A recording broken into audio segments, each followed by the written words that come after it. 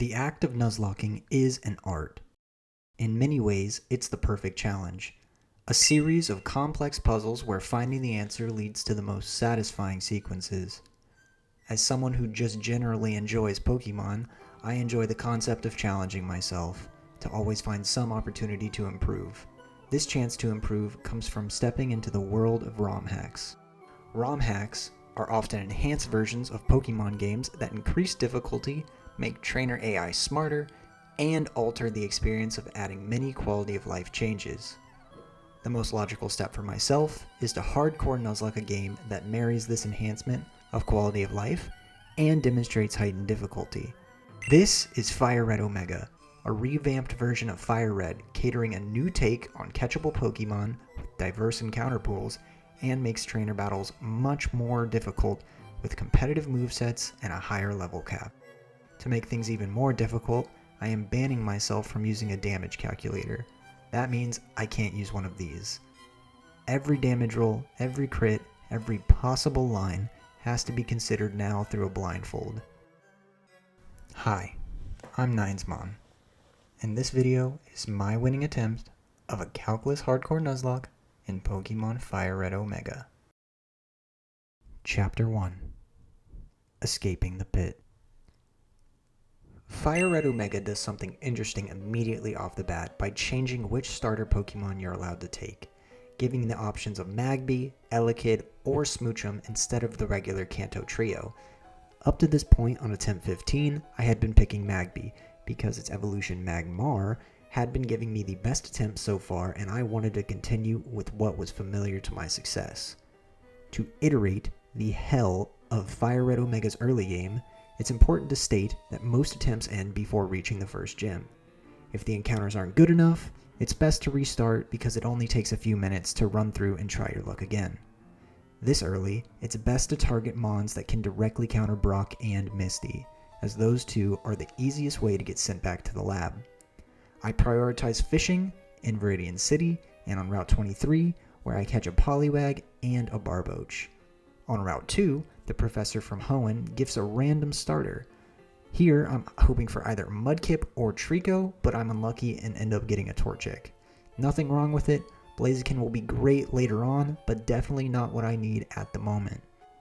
In Pewter City, there's a chance for what I would consider one of the best early game Pokemon, Sunkern. Well, not Sunkern exactly, more like its evolution, Sunflora. Sunflora completely trivializes both Brock and Missy. I could easily talk about this for 10 minutes just adorning and praising this for the absolute demon it is, but I'll keep it short and just say that Sunflora has become one of my favorite Pokemon because of what I've seen it do. Not only does it have solid special attack and defense, it has an amazing learn set that allows for setup sweeps with Leech Seed, Growth, and Mega Drain. You are my sunshine. My only sunshine. Brock's team should be considerably feared.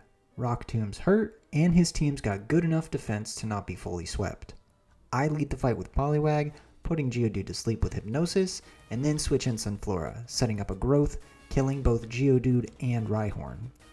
Vulpix comes out and puts Sunflora to sleep, so I have to steer just a little bit, letting Barboach take care of it until I can send Sunflora back in to clean up the Kabuto, Omanite, and Onix for the victory. The push towards Cerulean City also opens up a slew of new encounters stretching from Mount Moon all the way down to Vermilion City, allowing for a huge surplus into my box and a considerable amount of new options for Misty and Surge. In Mount Moon, I unfortunately lose out on a Larvitar after it refuses to be caught and dies to a Leech Seed. A substantially big loss, as losing out on a pseudo-legendary hurts, but I've overcome worse losses.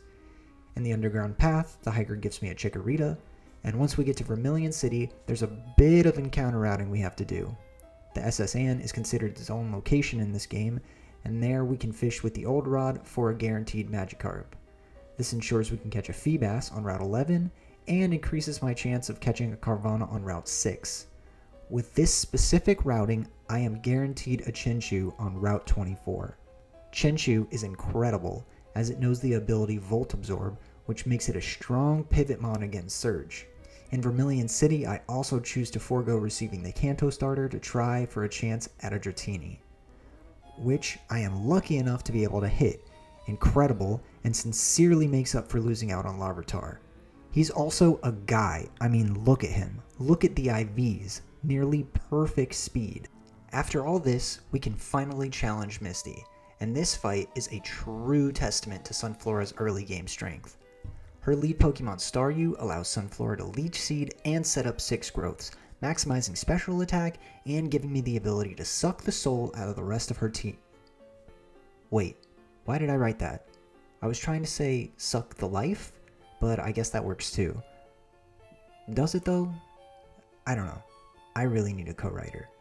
After Misty, we have to fight our rival on the SSN in order to access the Vermilion City Gym.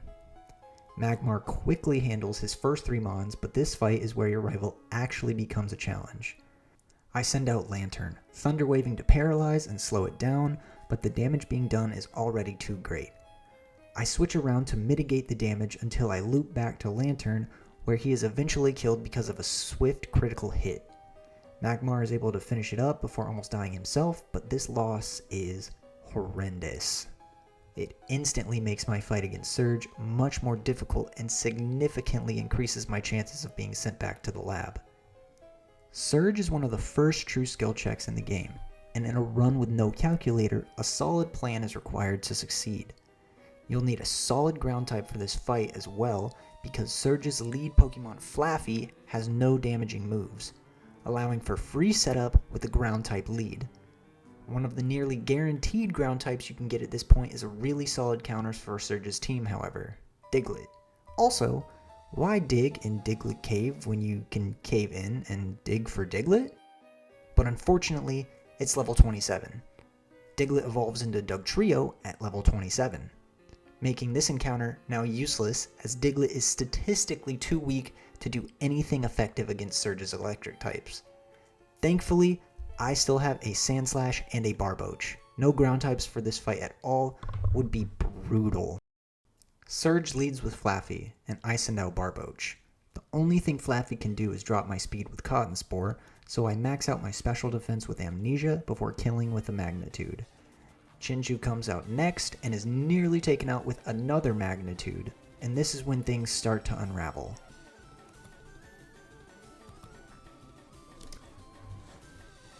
Was that a crit? What the heck was that?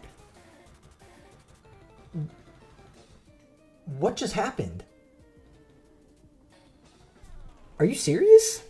Barboach can't help but hit himself in confusion and then is promptly killed with a Water Pulse crit. I was playing too fast and wasn't paying attention. I'm genuinely confused. I never thought that would happen at all, and now my chances of going back to the lab are exponential. Sunflora is able to take care of the rest of Chinchou, baiting out Manectric for Flamethrower. I pivot through Magmar in order to bring out Sandslash. Manectric still outspeeds and Flamethrower connects, dealing huge damage and burning in the process. I have to switch. Dig did nothing and Sandslash is most definitely dead on the next turn. I send out Magmar, who tanks a Flamethrower, and Manectric outspeeds, connecting with a Thunder Shock that deals massive damage, and I counter with a Fire Punch that leaves it on 1 HP. I have to find a way out, and from the looks of my party, I'm in a lot of trouble. I decided to risk a crit to get Manectric out, and it ends up working out for me, causing Surge to send out his Surfing Raichu next. I send out Bayleaf to poison the Raichu and nearly get OHKO'd by a Focus Punch. I synthesize to slow down the damage, but it's unsustainable as each turn it stacks up higher and higher, practically forcing me to attack. I use Magical Leaf until Raichu puts me in the red on a Focus Punch, and at this point, it completely slips. I forget that the random move AI is a thing, and I lose Bayleaf to a Surf. I send out Sunflora, setting up a Leech Seed while risking a crit on Focus Punch, and I'm able to take care of the Raichu on the next turn with a Mega Drain. Every aspect of this fight so far has been risking crits to get the correct play. I mean, that's vibes based, right? Surge has Jolteon come out next, and I switch to Victory Bell, who is slowly able to whittle away Jolteon's health with Razor Leaf. Magneton is last. I take the one chance I think I have to switch to Sunflora, and with only a slim chance to connect on a Leech Seed through Paralysis, Sunflora is able to get the job done, allowing me to switch into Sandslash, but Magneton is unfortunately faster and kills it with a Hidden Power Dark. I am fully ready to go back to the lab at this point, but Sunflora was not. Fully prepared to die for the cause, Sunflora connects on a 55% accurate Grass Whistle. Through paralysis, she put the Magneton to sleep, and he can finish the fight with Mega Drain. Sunflora does it again. Chapter 2. Calling the Banners. Erica's split illustrates the stark difference between the early and mid-game. The enemy teams are beginning to diversify and start using better, more competitive movesets. In contrast to the difficulty increase, I now get access to most fully evolved Pokemon with a level cap of 35 and several brand new encounters. I catch Electrike on Route 9, Voltorb on Route 10, Golbat in Rock Tunnel, Vulpix on Route 8, and Swellow on Route 7. Also, thanks to fishing a Dratini in Vermilion City, I'm able to freely purchase a Scyther at the Game Corner in Cerulean City. All of these are fairly notable, and adds some much needed strength and cushion for my box in case I need to fall back on anything. The fight against Erica goes smoothly. A pre-burned, guts-activated Swellow kills the Victory Belt and the Ludicolo on a crit. Erica sends out Blissey for an assumed Ice Beam, so I switch in Magmar to tank. I have Magmar purposely not holding an item and taught him the move Thief. Thief only steals the target's held item if the user is not holding an item. Blissey is holding the leftovers. I need them. They're vital for setup in fights down the line, and it's one of the very few opportunities to obtain one. Magmar's Thief is successful, and he can finish Blissey with Brick Break. Blossom follows, so I switch to Swalot, who can take care of Blossom and Jumpluff with a Sludge. This only leaves Vileplume, so Crobat can be sent out to clean up with Fly. Super clean Erica fight. The easiest part about Erica's split is if you beat her first, your level cap increases from 35 to 38. This makes your fight against Giovanni slightly easier and gives you access to pretty much every fully evolved Pokemon, granting me access to mons like Scizor and Blaziken, which makes it much easier to find lines in future fights. The fight against Giovanni also goes smoothly. Poliwrath kills Rhyhorn with Water Gun and baits in Persian for Thunderbolt. I freely switch through Dugtrio into Scizor, tanking a Double Edge and then a Thunderbolt before hitting back really hard with Wing Attack. It doesn't do nearly the damage I was hoping for, so I go for another Wing Attack believing that it was a range to kill. Persian puts Caesar to sleep, but thankfully Caesar wakes up after one turn and connects with another Wing Attack. That puts Persian into the red, causing it to consume its Starf Berry and raising its special defense. I messed up here though. I misclick and accidentally send out my Gyarados instead of Dugtrio, which nearly gets him killed. So I correct this by switching back to Dugtrio, going for a Feint Attack, and then Persian dies to its own recoil damage from Double Edge. Giovanni follows up with Kingler, but is quickly killed by Manectric's Thunderbolt. Kangaskhan is sent out after, and I have options here. Either switch to Gyarados and dodge an Earthquake, or switch to Scizor and tank a Double Edge. Either way, I need to get this demon off the field.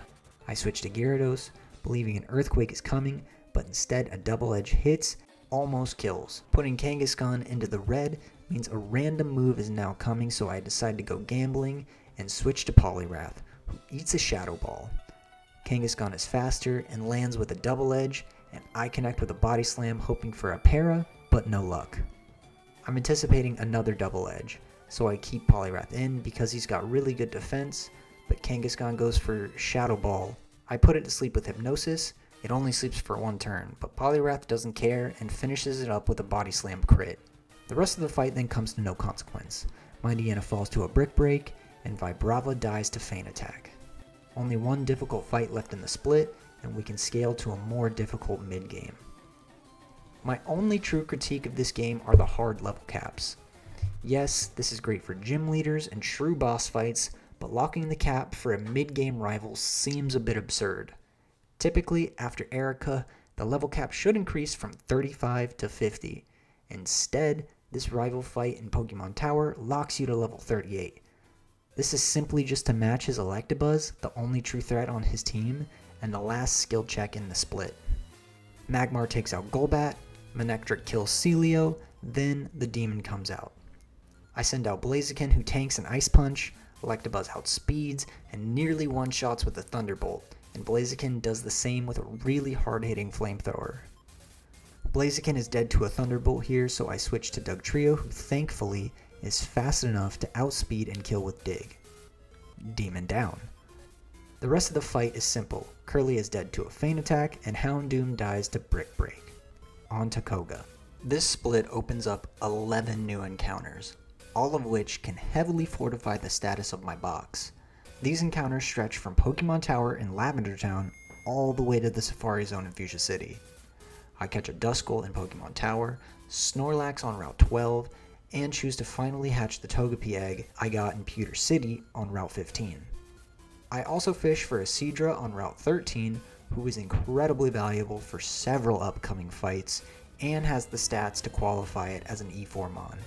Easily one of the best encounters I have gotten so far.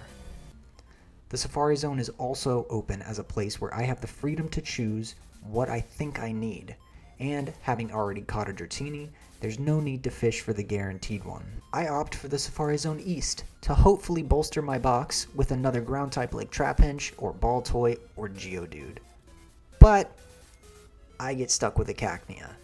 A grass dark type in a box that only has a Sharpedo for a dark type, it helps. Not exactly what I need, but there's been a recurring theme in this run so far.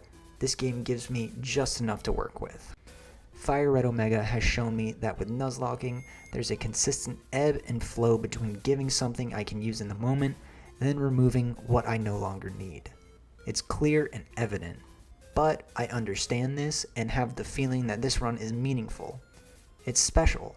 I believe my box is just right, and that this one will go the distance. Koga can be incredibly dangerous. He has multiple Pokemon that can explode, and both his Tentacruel and Crobat are absolute monsters. I've lost multiple runs and suffered many losses against these two. Koga sends out his Weezing, which outspeeds and poisons my Dusclops. Weezing hits himself in confusion and gets burned by Will-O-Wisp on the next turn. Fire Blast follows, but Dusclops' defenses are bulky enough to mitigate any critical damage. I switch to Kingdra, hoping Weezing won't explode, but Confusion forces it to hit itself instead. Koga then heals, but Kingdra does huge damage with Surf, and the Weezing dies to burn. Fortress comes out next, and quickly dies to Surf after setting up spikes. Venomoth follows, so I have Kingdra use Ice Beam, thinking it would be super effective because it's part bug, but does absolutely nothing. Thankfully, this goes unpunished, as Venomoth just puts Kingdra to sleep. I switch in Scizor, who fights through multiple sleep powder until its health is too low to justify keeping it out. I switch back to Kingdra, who gets a quick wake up and kills with Surf. Crobat is sent out, so I pivot to Manectric and take an Aerial Ace. Crobat is definitely faster, so I risk the crit, and Manectric barely survives a Sludge Bomb, but is able to clutch it out and kill with Thunderbolt.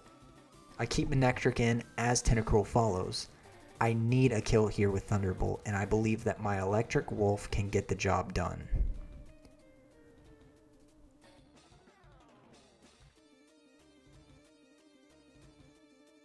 But Manectric just barely misses the range and unfortunately dies to a Giga Drain. I send out Magmar because I know Koga is going to heal, but Thunder Punch does practically nothing. I need a crit to get out of this fight cleanly, so I throw another Thunder Punch that doesn't kill, and then the Tentacruel goes for Mirror Coat for some reason. Magmar can outspeed and kill with a final Thunder Punch. I was just blessed in a situation that was surely going to end this run. His last Mon is then free, as Dugtrio can enter the field and kill with Dig. I can take a breath now, and even though it's still mid-game, I'm actively preparing for the Elite Four. Collecting the badge from Koga opens up the rest of Kanto, and I can now collect every other available counter in the game besides Victory Road. It's an important opportunity for me to establish the rest of my E4 team. With access to Surf, I can now try my luck for a very specific Pokemon. One that can change the entire trajectory of this run. The only place left I can get this Pokemon though is in Seafoam Islands, which has a gigantic encounter table. so it's never guaranteed, but I need to route in a way that betters my chances of hitting big. Slowpoke, as it would be the perfect combo of typing and defensive stats to help round out the rest of my potential endgame team. To catch it and ensure that I guarantee the best chances, I start on Route 23, where I fish with a Super Rod for a guaranteed Cloyster, which in turn guarantees a Staryu back in Pallet Town.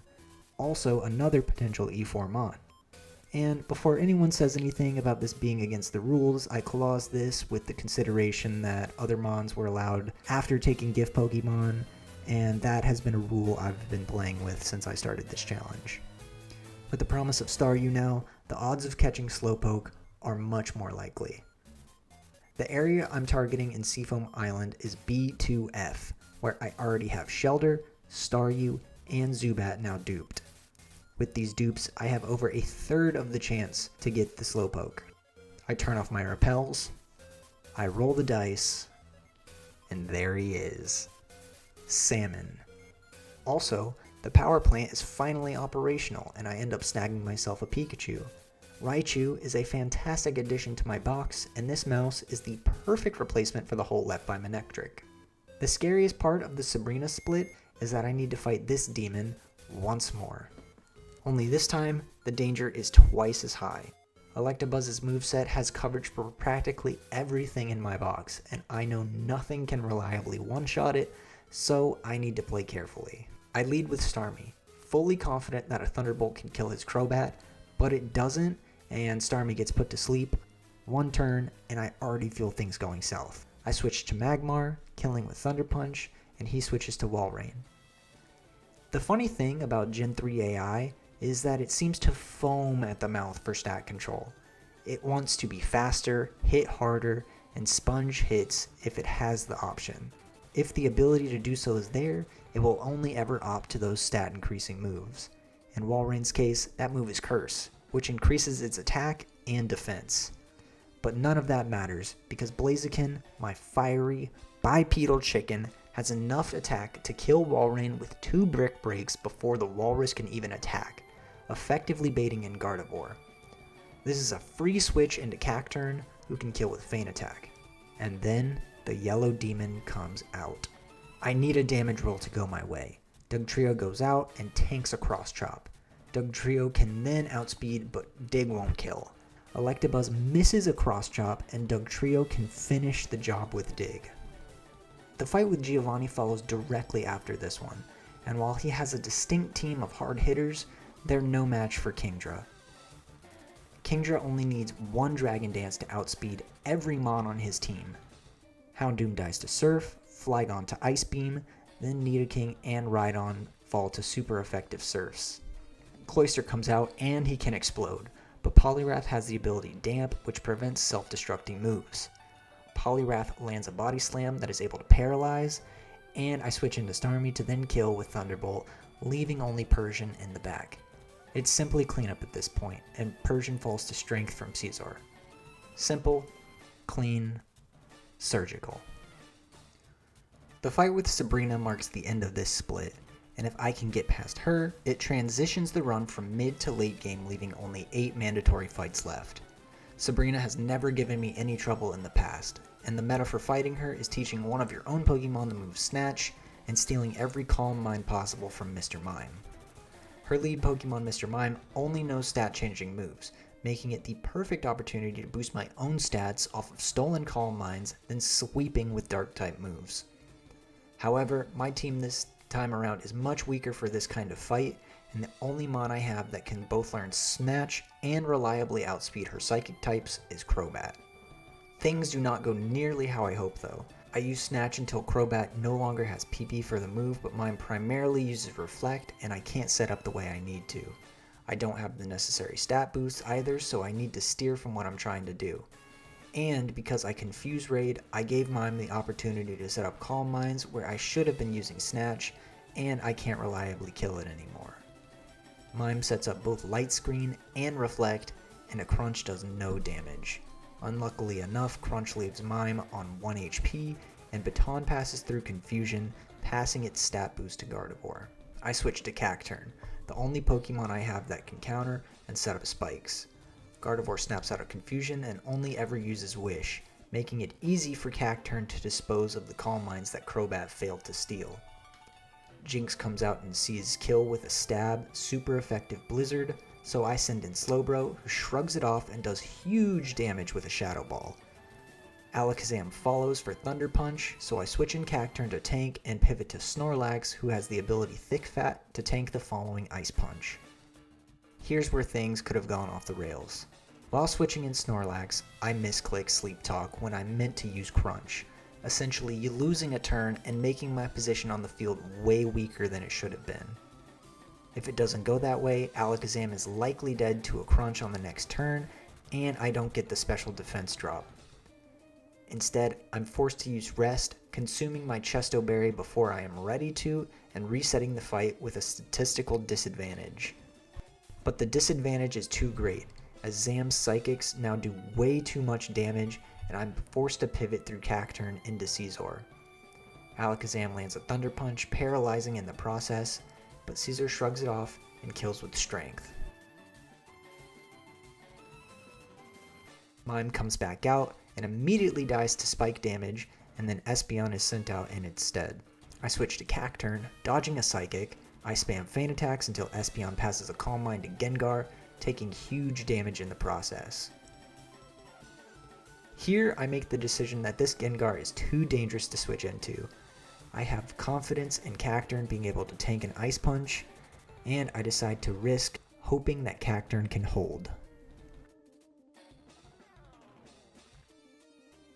But it fails.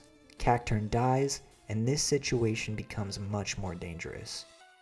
I send out Crobat with the hopes it can kill with Crunch, but Gengar is left in the red as it lands a detrimental Hypnosis and consumes its Pitaya Berry in the process, raising its special attack even higher. This is really not good. I fully believe now I'm going back to the lab. I have no angles, and Gengar can one-shot everything on my team now. I have to sacrifice Snorlax here to reset the tempo. Magmar is sent out with the hope he can hold out against a Psychic, but Gengar connects with another Hypnosis.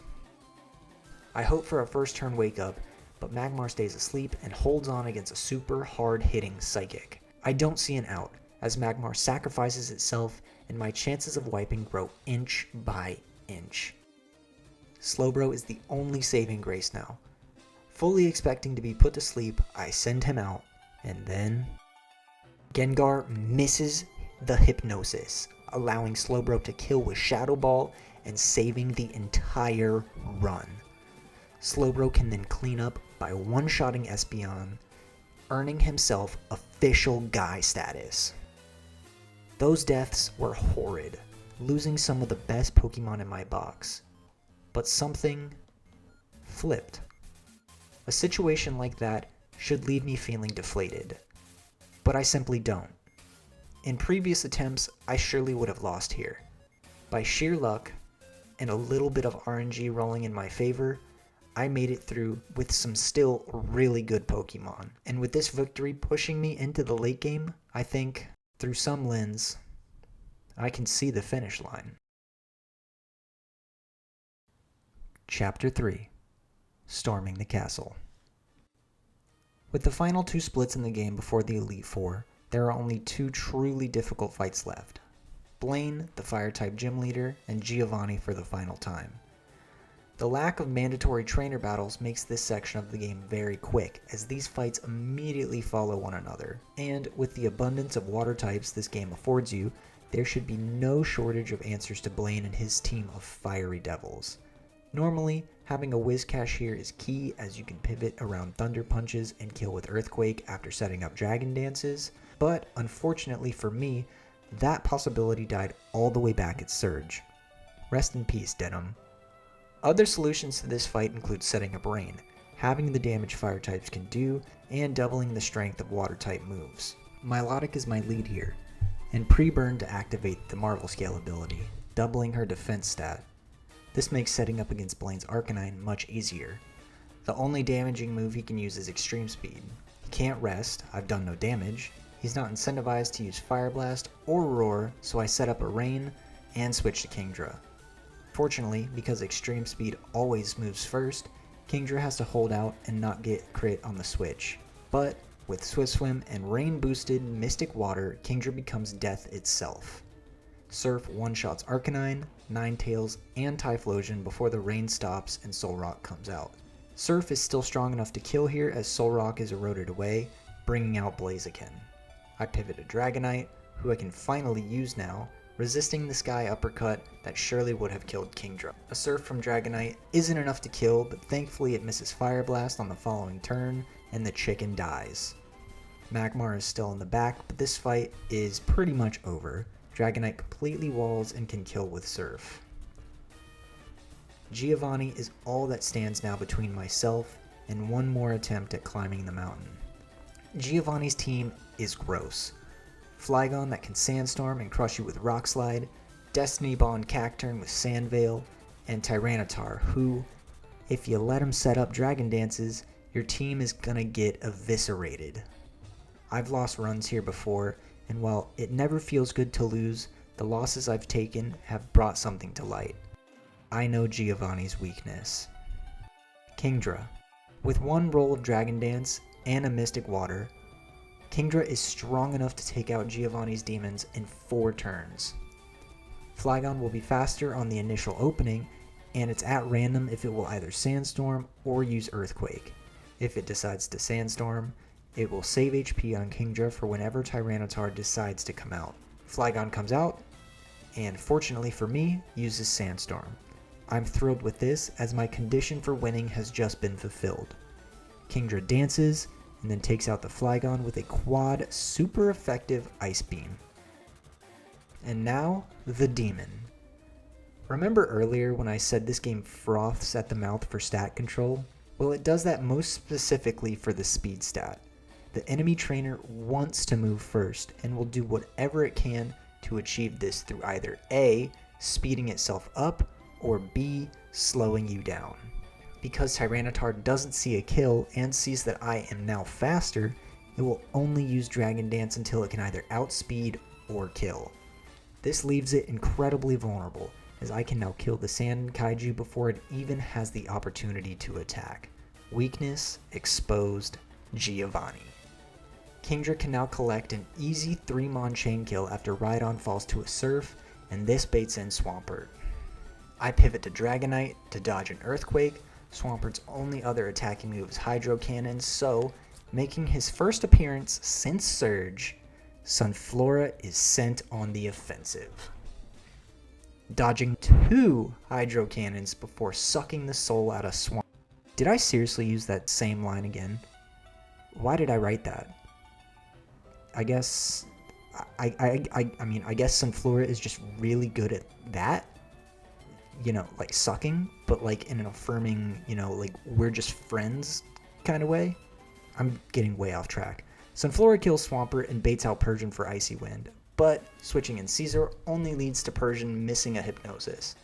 I overestimate how much damage Caesar can actually take, as he's put to sleep and thankfully dodges a double-edged crit. Caesar eventually wakes up and connects with the Strength, leaving Persian on 1 HP after Sandstorm Chip. Persian eventually falls, leaving Cacturne as Giovanni's last mon.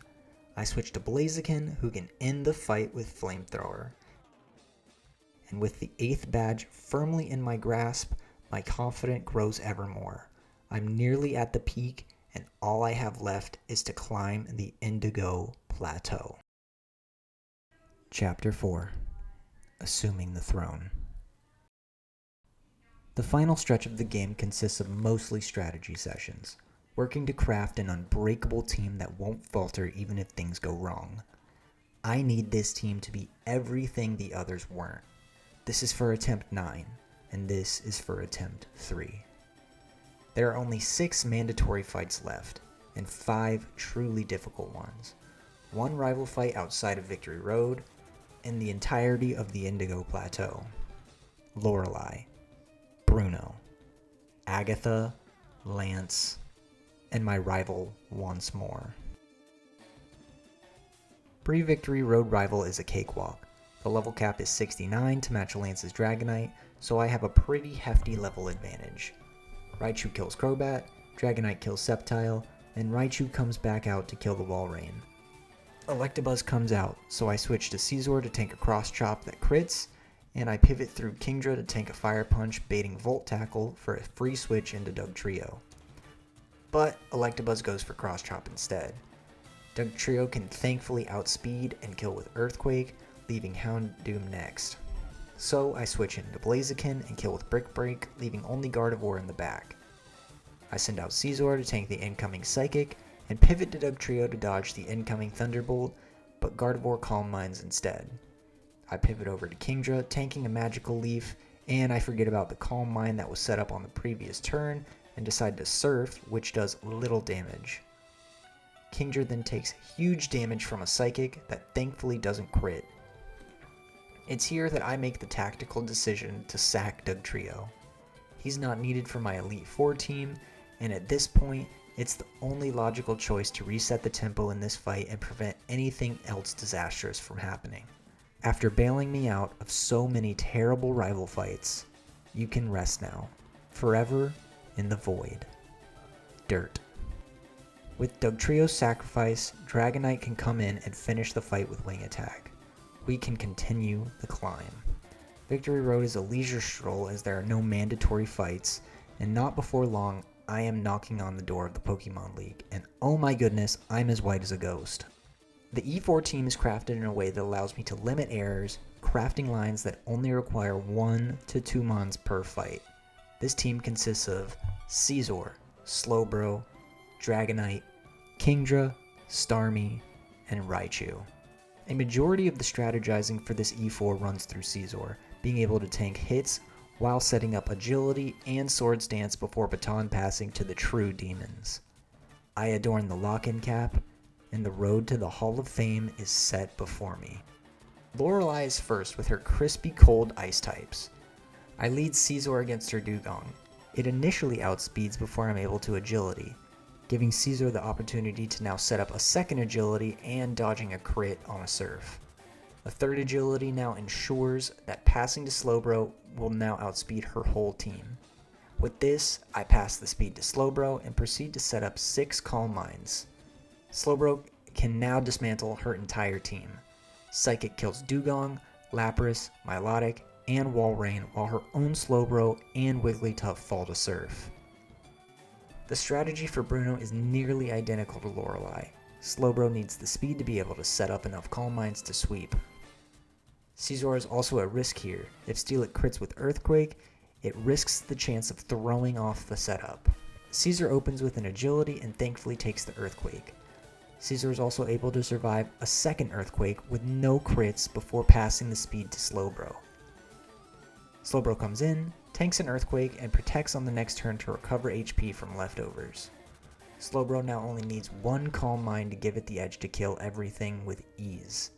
Surf washes away Steelix, Donphan, and Armaldo, leaving only his fighting types left.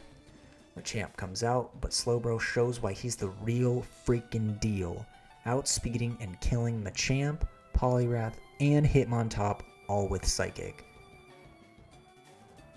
Agatha and her ghost types are next, and demonstrate a true threat.